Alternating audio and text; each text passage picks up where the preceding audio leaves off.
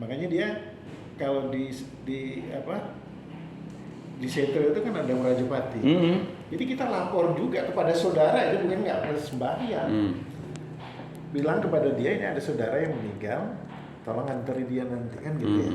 Begitu juga di dalam diri. Penghantar. Ya. Ratu Wayan Tebeng, Ratu Made Jelawung, Ratu Nyoman Pengadangan, Ratu Ketut Ketung. Jadi dia juga, makanya disebutnya Wayan Made Nyoman Ketut. Wayan, Made, Nyoman, Ketut. Nyoman anak ketiga ya? Ya, Ketut yang terakhir. Yang keempat, nanti kalau lahir kelima Putu biasanya. Kembali lagi dia. Makanya disebut Wayan balik, itu dia kalau dibalik. Ya. Jadi itu yang saya rencanakan, mohon juga ininya. Merestorasi di mana tuh, Nalingkir? Maksud saya ini apa yang ada semua ini? Semua yang bisa ya dikerjakannya. Yang bisa dikerjakan maksud saya dengan bagaimana dia harus mengerti bahwa ini semua adalah dari Jawa. Walaupun kita nggak boleh ceritakan dulu karena pasti mereka berontak. Padahal realitanya seperti itu. Karena kalau dicari ke India nggak ketemu. Makanya orang India ke Bali dia bingung. Ini kenapa berbeda? Makanya Rong 3 itu bawaan dari buku Turan. Pada waktu tahun 998 waktu pemerintahan Udayana, Warmadewa dengan bersama istrinya Gunapriya Dharmapatni. Karena bingung melihat sekte di Bali ini ada 13. Sama dengan partai yang banyak sekarang ini membingungkan. Setelah dia datang satu-satu, yang ketuanya adalah buku Turan, ada datanya itu semua dari Badung, Singaraja bagaimana. Mereka kemudian dia bertempat tinggalnya di Padang Bae. Kemudian adakan meeting di Samuan 3. Samuan itu meeting 3 itu 3 kelompok. Yang dari Jawa, yang dari asli Bali, yang dari sekte-sekte ini. Kelompok 3 itu membicarakan jadilah Bali seperti sekarang ini. Pewongannya bagaimana,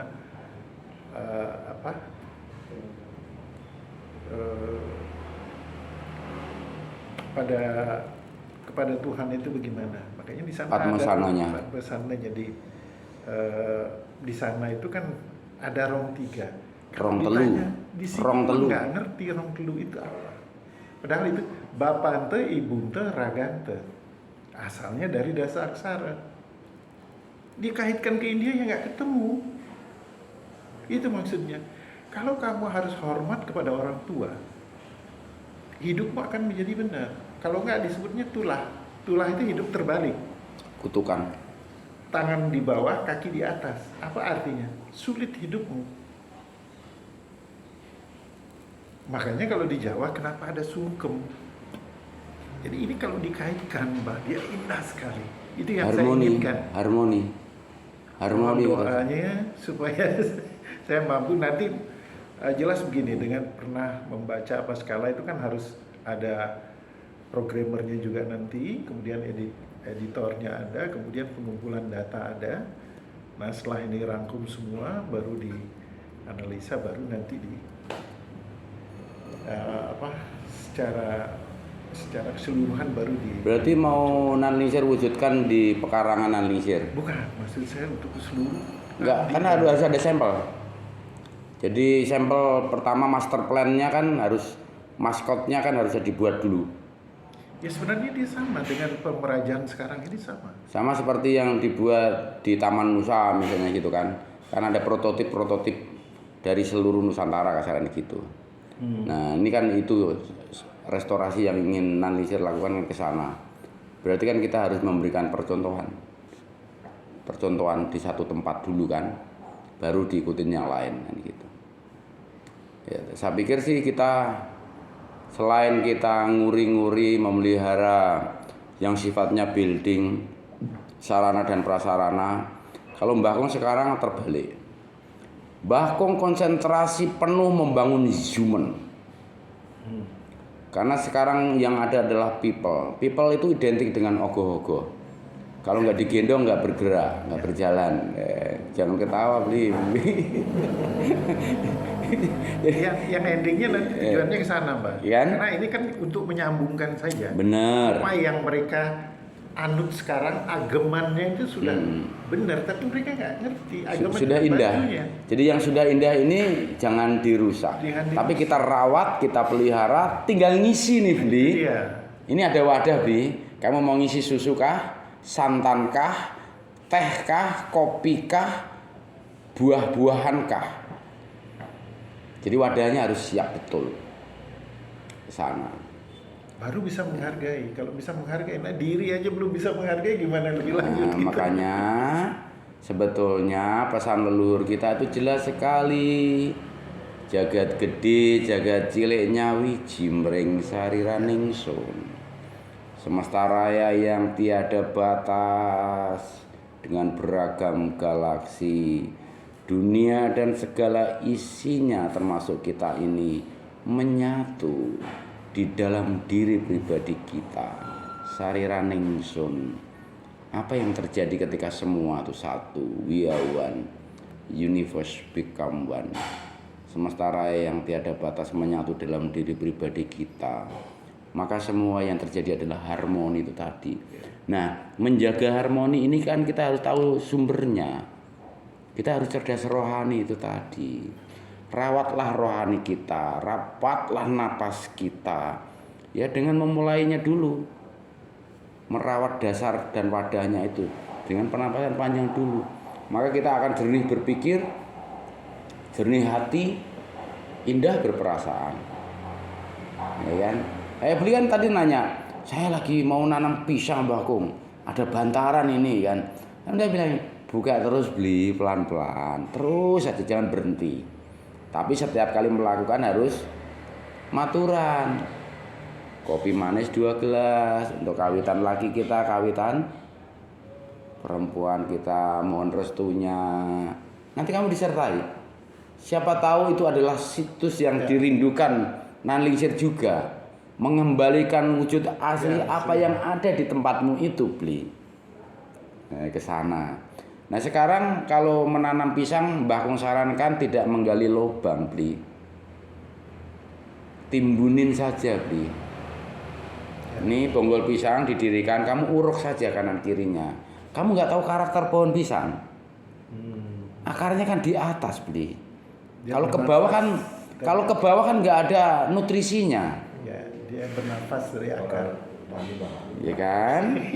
Yuk, kita nih hidup di dunia agraris juga maritim loh, Bli. Benar sekali, saya baru belajar. Ya. Jadi nanti kita kalau tanam pisang, Bli, ada rumput ya taruh di atas rumput, ya kan? Kamu timbun sekelilingnya. Nanti akarnya keluar dari timbunan, kamu timbun lagi. Nanti lubangnya ini keisi sampah, tai sapi, tai kambing, tai ayam, kamu timbun lagi. Terus nanti tanaman kamu jadi indah sekali. Ini bukan Mbah Kung cerita, Bli. Mbah Kung sudah melakukannya dari kecil. Kalau nanam pisang, Kan akalin dong. ini di gimana sih ini? Kamu nih kasih cerdas akal, cerdas perasaan. Ini dilengkapi cerdas rohani agak mau. Dasar lo. Ampun dah. Nggak ngerti gua. Nggak ngerti dah gua. Jadi intinya Mbah Kung kalau nanam pisang itu Bli, nggak pernah gali lubang, tapi hasilnya dahsyat. Boleh, ya mantap. Terima kasih. Ini Tangkas, tinggal di Bungkulan, ponakannya Agus. Saya Ini mantu lihat. saya dari Tangkas, saya udah bilang dari apa? Dari Bungkulan. Iya. Dari Tangkas. Dulu Mbak nggak di sini ya tinggalnya. Saya muter-muter di Bali. Mana yang ada yang perlu dikerjakan Mbah Kung situ. Jadi Mbah Kung tinggal tergantung yang jemput.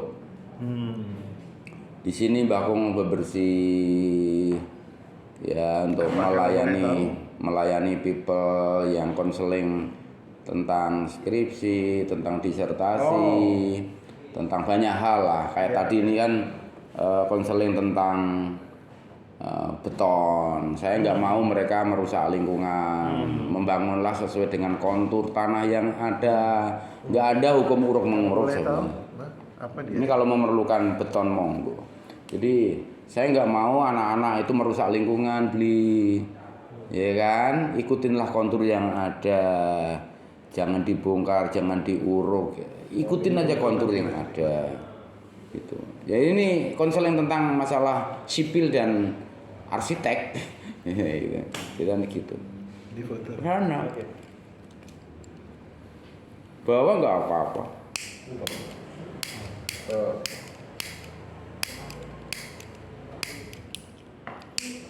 Ya itu Mbak, saya pertama itu mengenai badan spiritual saya. Karena umur kan udah 74. Saya sudah melakukan, saya sudah berusaha, tapi saya merasakan belum. Sesuatu. Ya. Tapi sudah ada kepekaan sebetulnya. Ketika Nanlisher nangkil melihat ceririt itu kan bentuk kehadiran para taksu kita. Jadi Tapi rasanya dulu saya lebih tajam, Mbak, gini. Dari sebelum saya nikah itu, kalau ibu saya datang ke Jakarta, saya biasanya semua itu lewat mimpi. Sampai adik saya pada waktu dia nikah, kemudian sebenarnya dia sudah meninggal, tapi hidup kembali. Kenapa? Hadir. Dia tiap malam tuh saya mimpikan dari dia umur kira-kira 5 tahun sampai dia wujudnya pada normalnya. Gitu. Banyak hal-hal seperti itu sampai pada waktu itu saya punya rumah di Jakarta Selatan. Tiap pagi kalau saya sembahyang, saya suruh pakai dupa, ada balkon di atasnya. Setelah ngomong segitu karena mau berangkat kerja, itu ada ya bilang dengar ya gimana ya, bukan suara tapi ya suara gitu. Apa yang kau cari dalam hidup? Apa yang kau cari? Nah, itu tiap hari. Kemudian ada penawaran, murah mau nggak pindah ke Bali? Ya, mau, oke. Siap. Tapi yang setelah saya tiba ke Bali, cobaan saya besar sekali, ditipu, macam-macam, sampai sekarang.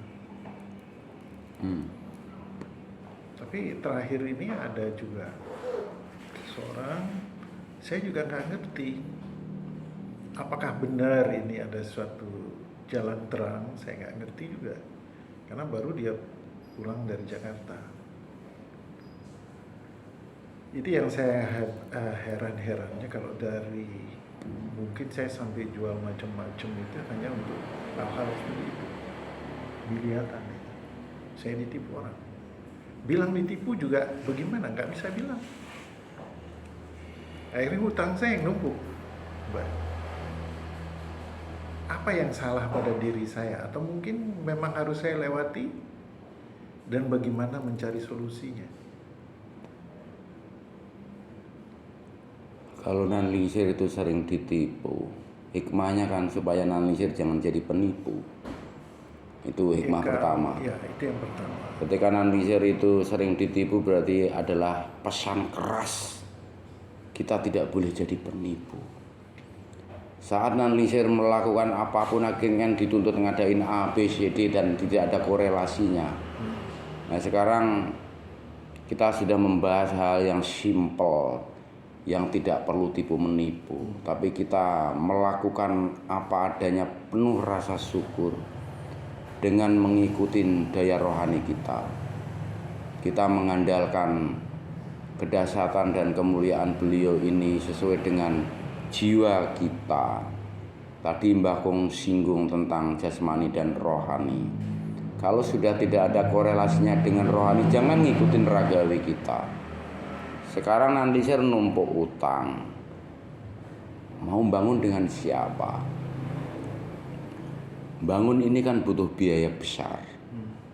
Artinya kalau kita peka secara rohani berarti beliau tidak izinkan. Ketika kita diizinkan sesuatu semua disediakan. Boleh percaya boleh tidak. Mbah Kung bukan hanya ngomong, tapi yang Mbah Kung lalui adalah saat Mbah Kung memerlukan dan direstui semua tersedia dan cemepak. Nggak perlu mencari-cari tapi disediakan.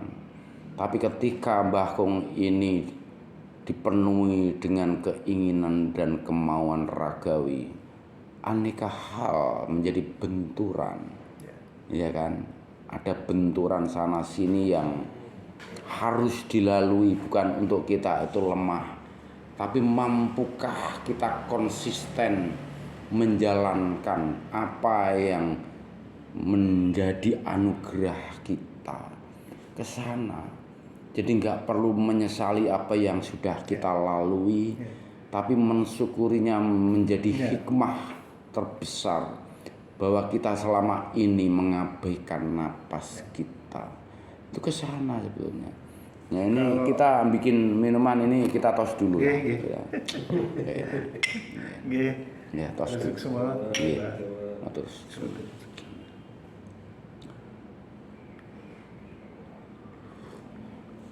Jadi kita bertiga, Mbak Kung mintanya kopi 4. Ini sebetulnya kan contoh kecil. Oke. Kita bertiga, Mbak Kung bikin 4. Kita berdua, Mbak Kung bikin 3. Tahu maksudnya? Kita harus tetap maturan, tetap menghargai para kawitan kita yang sudah tidak memiliki ragawi, tapi menyertai kita. Makanya kalau kita sering mendapatkan banyak hal yang aneh, itu bukan aneh, melengkapi. Kalau boleh saya juga tambahkan tadi ada perasaan sedikit apa yang saya lewati, bukan saya menyesali. Cuman ini kan kadang untuk di keluarganya agak sulit. Kalau saya pemahamannya tadi, seakan-akan beliau itu melatih saya untuk kamu tidak terikat terhadap materi. Pertama. Yang kedua, mampu nggak kamu tidak dendam? Banyak akhirnya kalau dilihat di sini. Tapi ini nggak bisa kalau dimukakan secara umum. Dibikin yang paham saja. Yang paham saja. Seperti ini umpamanya tadi yang Mbah bilang, kalau tidak berkehendak, itu seandainya saya nggak punya uang sekarang, besok saya bisa puluhan juta. Dan itu nyata. Jadi saya bisa meresapi apa yang Bakun tadi katakan, karena saya mengalami. Dan itu suatu keindahan, itu suatu kekayaan, bukan secara materi. Nggak semua orang mengalaminya. Tapi ini karena dalam proses ini, kebetulan beliau ada juga, saya coba menanyakannya. Siapa tahu ada jalan. Ini namanya kita seperti itu. Jadi saya menjadi makin yakin ketika beli itu buka bantaran di bawah pohon durian itu jangan dihentikan. Aku yakin itu suatu situs. Beli. Itu udah awal dimulai kamu makin peka nantinya. Yang kepala saya lagi puyeng. Puyeng kenapa? Ya kalau gini kayak Pusing. Kalau pusing gini, kamu tutup hidung lubang kanan. Ini tutup deh 5 menit. Lubang kanan ya. Pernapasannya pakai lo yang lubang kiri aja. Terus 5 menit. Saya hitung 5 menit. Pernapasan panjang 5 menit dengan lubang hidung sebelah kiri itu kalau pusing. Jadi kita sebetulnya selalu diberkahi dengan aneka keajaiban, kedahsyatan yang tidak kita sadari. Kalau Tuhan berkehendak itu sering ekstrim segalanya analisir. Boleh contoh kecil, ini bukan dari kesombongan, tapi contoh kecil saja karena analisir sedang mencari. Bakal contohin kecil. Bakung duduk di tempat yang sangat kotor. Tempatnya indah tapi kotor, tidak terawat. Suatu malam jam 12, Bakung seorang diri karena teman saya kabur. Pergilah dia, entah ada kepentingan apa, entah nggak ngerti, pokoknya kabur teman saya. Bakung tetap duduk begini. Bakung menyepi sendiri. Lalu ada cahaya hijau di samping kiri Bakung. Pikiran Bakung secara ragawi kan? Nah itu siluet cahaya kan gitu. Oke, siluet saja. Tapi Bakung uluk salam. Om Swastiastu, Assalamualaikum, ya kan? Sugeng Rawuh. Tetap ngasih salam Bakung. Bakung tetap diem. Saya noleh masih. Nah, lalu di sampingnya ada yang orange lagi. Jadi bertambah, perspektif cahaya itu bertambah, orange, kekuningan gitu, keemasan. Orange. Di samping yang hijau masih. Oke. Saya uluk salam lagi.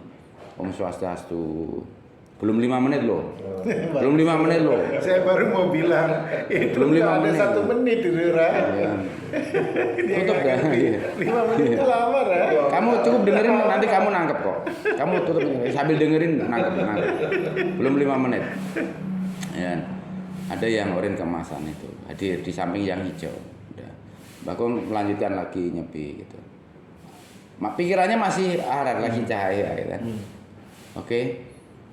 Nah, gak lama kemudian hadir yang biru, kebiruan. Ini cahaya yang Bagong ceritakan. Maaf ya, bukan ini supaya nyambung dengan kerinduan Nanlingsir untuk merespon kepekaan rohani dan ragawi kita. Kita mulai dibukakan nih kepekaan pancadria kita, melengkapi yang ilogikal itu tadi. Berarti ada 3 cahaya sudah di samping kiri Mbah Kong. Di samping kiri, Ya. belakang Mbah Kong adalah pura. Pura. Mbah Kong di situ tetap diam. Jadi menemani Mbah Kong di situ ada sejam lebih ketiga cahaya itu. Tetapi kenapa perginya bareng? Perginya melintasi ke depan Mbah Kong tiga-tiganya. Berarti bukan refleksi cahaya. Tapi saya cari masih itu refleksi kembang api atau apa gitu. Tapi beliau pergi, saya bertiga pergi ke arah dimana nanti kemudian Mbah Kong telusuri. Beliau itu menuju. Nah ini sambungannya. Jadi Mbah Kong dicelikkan Pancadria Mbah Kong di malam itu. Nah setelah setahun kemudian Mbah Kong kan hampir tiap saat melukat para semeton yang memerlukan, bukan mencari, tapi yang memerlukan. Mbah Kong hanya sebagai pengantarnya saja. Mbah Kong hantar melukat selalu di Segara. Ya. Tapi ketika di Segara itu musim kahulu, Mbah Kong kan nggak mungkin ke laut. Mbah Kong menujunya ke lebutan, ke mata air. Ya. Mbah Kong nggak sebutkan mata airnya ini, nanti takutnya beliau nggak berkenan. Jadi ketika Mbah Kong melukat 8 orang sekaligus, ini aneh. Melukat 8 orang yang 4 tidak mau. Itu ya melukat berarti 1, 2, 3, 4, 5, 3 yang nggak mau. Saya turun loh, saya turut. Kenapa yang 3 tidak mau? Karena mereka tujuannya nggak ke situ, hanya menemani ceritanya. Dan itu adalah ibu dan anaknya dan cucu. Ibu, anak, cucu. Jadi gitu ceritanya. Jadi 2 gadis dan ibunya itu hanya berdiri bersandar di sisi pohon bidara, bekul yang ada durinya itu. Jatuhlah satu, saya kasih yang cucu pertama. Kedua daun, saya kasih ibunya. Yang ketiga daun lagi saya kasih cucunya. Kemudian yang buah untuk Mbah Kong sendiri, Mbah Kong makan langsung. Karena itu Mbah Kong kalau melukat kan jam 12 malam. Jadi bukan kayak orang-orang gitu. Jam 12 malam Mbah Kong melakukan itu sampai akhirnya itu selesai sekitar jam 3 dini hari. Jam 3 atau jam 4 dini hari. Mereka baru naik. Hebat ya mereka ya. Mereka hebat luar biasa. Jadi jam 3 mereka baru. Karena yang seorang ini cemas. Bukan mencemaskan dirinya sendiri, mencemaskan istrinya yang sakit-sakitan. Istrinya sakit-sakitan, makanya cemas, takut kaku di air gitu. Air itu kalau malam kan hangat. Tetapi sang suami ketakutan kalau istrinya kaku dan beku. Akhirnya menyudahi acara pelukatan tersebut. Ketika kami sedang mengganti baju, selesai ganti baju, yang 4 ini sibuk. Yang 4 laki-laki ini sibuk sekali ngobrol di samping mobil kami. Lalu kami dari yang 4 ibu-ibu, 2 cucu dan nenek, anak dan 2 cucunya sama Mbah Kong ini akhirnya diperkenan dan diizinkan kehadiran beliau berangkat dari pohon kakul itu, pohon bekul itu, pergi meluncur ke arah timur tenggara. Yang cahaya biru itu, kaitannya adalah cahaya biru ini tadi yang pernah hadir di samping kiri Mbah Kong. Ya. Besar sekali, bukan kecil ini, dan pelan sekali beli menghantar gitu. Kami otomatis berempat langsung berlima sama Mbah Kong memuliakan dan menghormati beliau. Ini kesana kepekaan Nanlingsir kalau kita memulai mengandalkan hal yang rohani, dan tempat itu betul-betul Mbah Kong sucikan dan muliakan. Jadi kalau ada yang berat-berat kayak gitu Mbah Kong luka di sana. Tapi Mbah Kong tidak siang-siang kalau meluka, jam 12 malam selalu kayak ke sana. Jadi dari situ Nanlingsir sang nenek jadi sehat sekali, usahanya jadi maju banget. Sang suami kakek ini juga maju sekali pesat usahanya. Cucu-cucunya jadi berprestasi di sekolahnya. Dan ibu ini akhirnya membuka usaha bikin kopi bubuk itu. Ini giling kopi beli ke sana. Jadi mereka ini akhirnya menjadi sinar hidup di keluarga mereka. Disitulah sebetulnya ketika kita itu mengandalkan rohani kita, maka pancadria kita pun dicelekkan, dilengkapi. Tapi jangan menuntut ya. Kalau kita menuntut itu ragawi kita, jangan. Saya pengen ini, pengen itu, jangan. Kita harus membebaskan aneka keinginan. Biar beliau saja yang menuntun, membimbing kita dengan kesahajaan, dengan kesederhanaan beliau, dengan plus keajaiban beliau. Karena hal-hal yang illogical itu dihadirkan di depan kita. Hal-hal yang impossible di depan kita itu pasti dihadirkan di depan kita saat kita mulai peka terhadap apapun, dimanapun, kapanpun, rahasianya di sana. Terapkan dulu rasa syukur atas napas kita dan cara merawatnya, agar sinyal itu kencang sekali, seperti saat kita menyalakan HP ini dengan memiliki frekuensi yang bagus, sehingga kita bukan hanya bisa ngomong, tapi bisa video call. Hadirnya cahaya-cahaya itu ibarat kita video call. Kalau tidak ada video call, mungkin hanya voice overnya saja. Disitulah sebetulnya kiasan-kiasan sederhana ini hanya untuk menjembatani bagaimana kita tidak boleh menuntut. Ini nanti manfaat banget buat pelayanan kamu ke depan. Nah, gitu. Kamu bingung aja, sudah haus, diminum kopinya. Diminum kopinya. Kadang-kadang bingung juga sih. Kamu nggak boleh bingung-bingung terus ya.